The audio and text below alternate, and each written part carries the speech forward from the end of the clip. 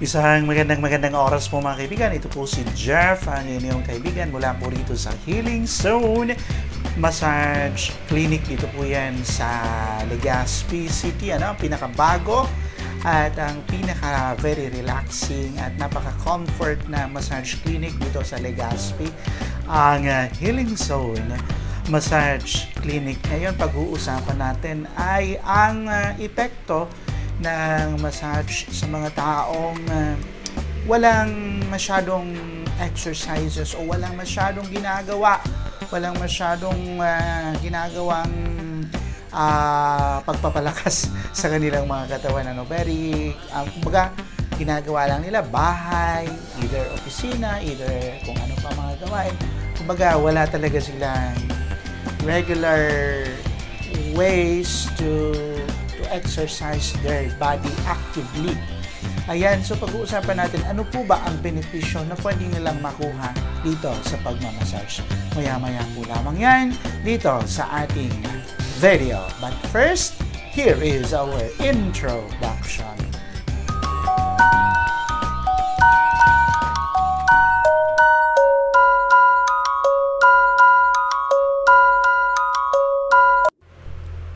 Ayan mga kaibigan, so pag sinabi po natin na exercise, ito po ay isang galaw ng ating katawan na nakabase sa isang pattern movement.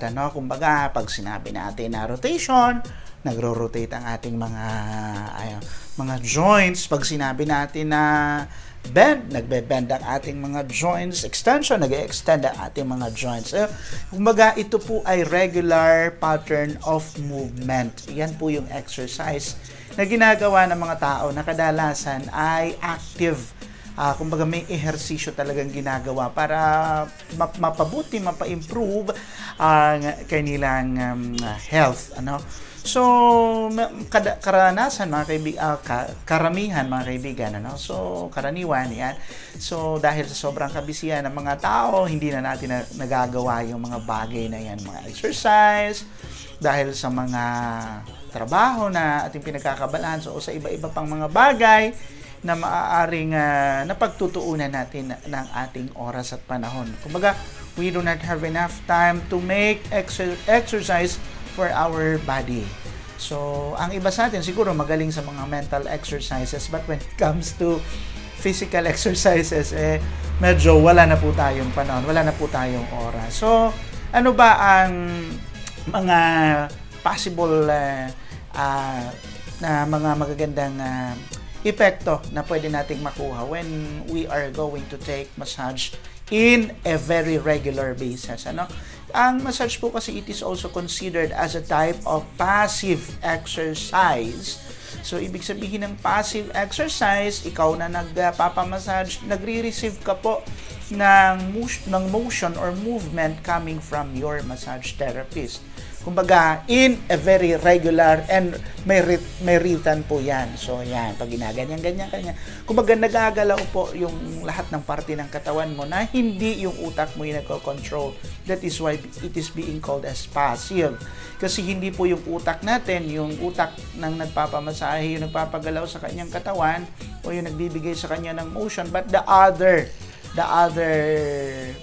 people who is in charge of making massage. Yan. Yung walang iba kundi yung massage therapist po yun. Kumbaga, while your brain is resting, you are moving your body without the intervention of your brain itself. So, yung po yung yung po yung isa sa mga basis kung bakit ka passive. Kumbaga, you are the recipient of the motion of your therapist. Walang command yung utak mo. Pero pag sinabi ng active type of exercise, ikaw mismo yung gagawa para sa sarili mo because of the command of your brain. Halimbawa, sinabi ng utak mo na i-rotate mo yung braso mo. So, yung brain mo nag-uutos sa'yo na mag-rotate ka ng braso mo, mag-rotate ka ng braso mo.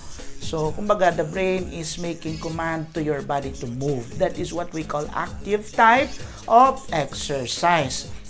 So, since hindi na po natin nagagawa yan because of our busyness of different things that we are doing at home, at the office, in school, or siguro busy din tayo sa mga iba pang mga gawain, mga kaibigan nating mga nagtitinda or mga nagtatanim or mga something like that. Hindi lang naman mga offices yung mga nagtatrabaho. Marami din tayo mga kaibigan na iba din ang trabaho.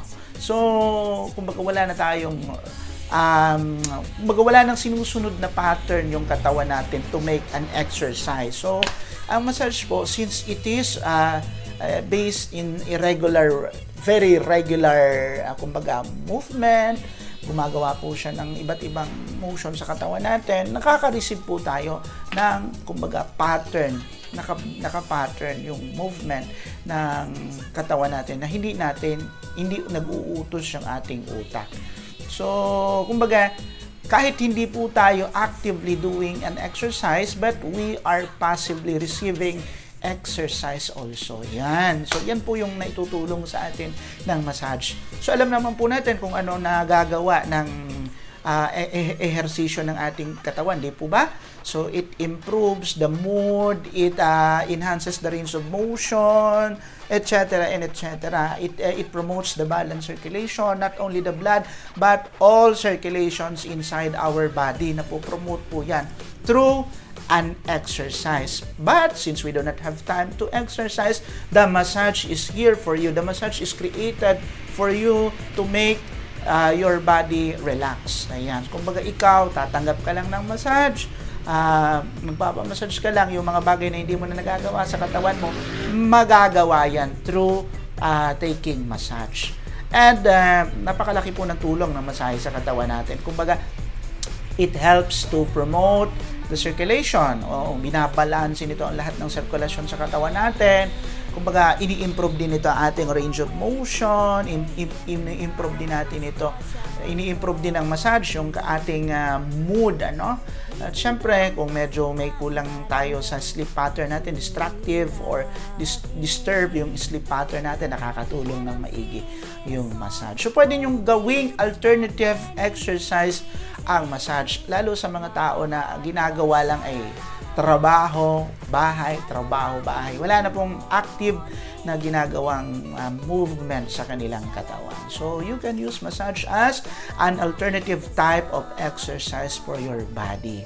Sabi nga nila kapag ka nagpamassage ka, para ka ring nagpahinga ng higit sa ilang oras na kailangan ng iyong katawan sa isang araw. So, nare-relax po nito ang ating katawan, ang ating brain, ang ating, syempre, kapag ang brain natin ay less ang work, mas nakakapag-relax po ito.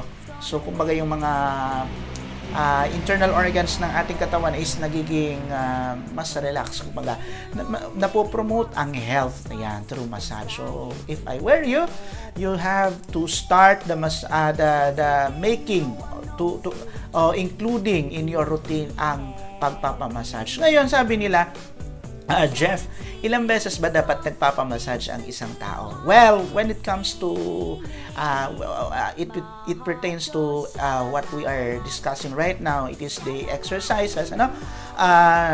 Kapag ka ang tao po ay merong active exercises sa kanilang katawan, baga meron pa silang ibang ginagawa para ma-maintain yung balancing kalusugan, mapopromote yung kanilang kalusugan through the exercises, at least pwede po sila magpamassage at least once or twice a month. So, yun, at least once or twice a month, maganda magpapamassage din po sila. Kasi yung sobrang exercise naman po ay nagpo-produce naman po ng paninigas ng ating muscles because of the overcontraction. Yung tinatawag natin overcontracted muscles, nagpo-produce po yan na tinatawag nating lactic acid. Lactic acid, pinoproduce po yan kapag sobrang nagko-construct yung ating mga muscles. Kaya po yan ay naninigas. And when we do exercises, most probably yung mga muscles natin is nagkakaroon siya na tinatawag na overcontraction. So, nakakatulong po yung ating massage to lessen the tight of your muscles because of an active exercise. So, yun naman ang maitutulong ng massage at least once or twice a month.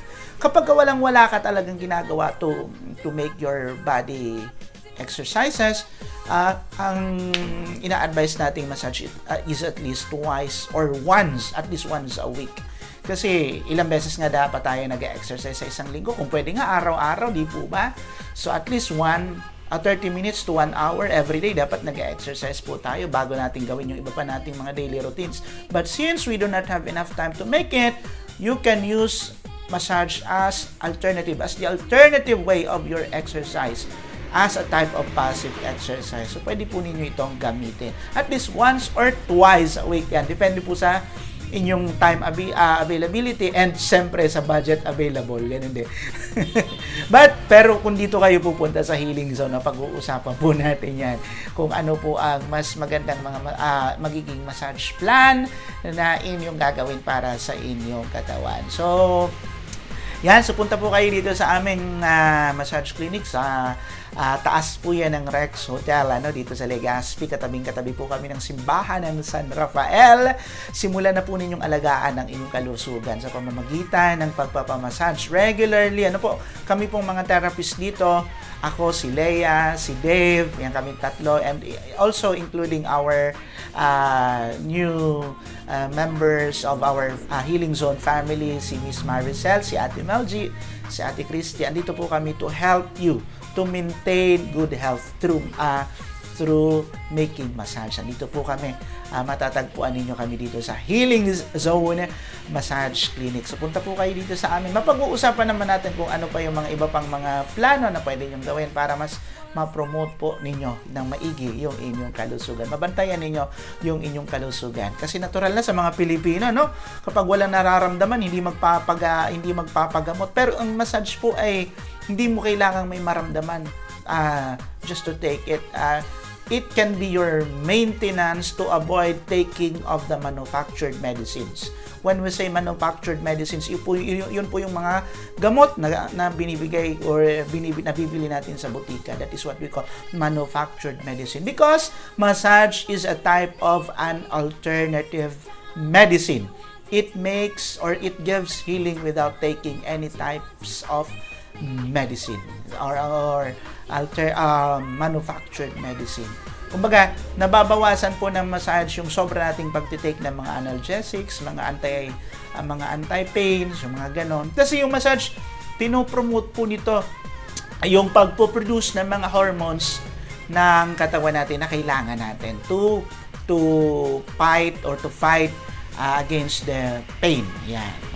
Mga tawag ng mga endorphin, mga ganyan, mga chemicals and hormones na inilalabas naman ng ating endocrine system. Anyway, lumalalim pong mabuti yung ating discussion. Sa susunod naman nating mga video, tatalakayin natin yung mga hormones and chemicals na yan na pinuproduce ng ating endocrine system. But for now, yun po yung epekto ng massage sa mga taong walang exercise. So punta po kayo dito sa Healing Zone Massage Clinic para po masubukan at kumbaga kayo mismo ang maka-experience ng kagalingan at relaxations na pwede nating dalhin para sa inyo na nangangailangan po ng massage. Again, ito po si Jeff, ang inyong kaibigan. Dito lamang po yan sa Healing Zone Massage Clinic, your new massage comfort zone. Bye-bye!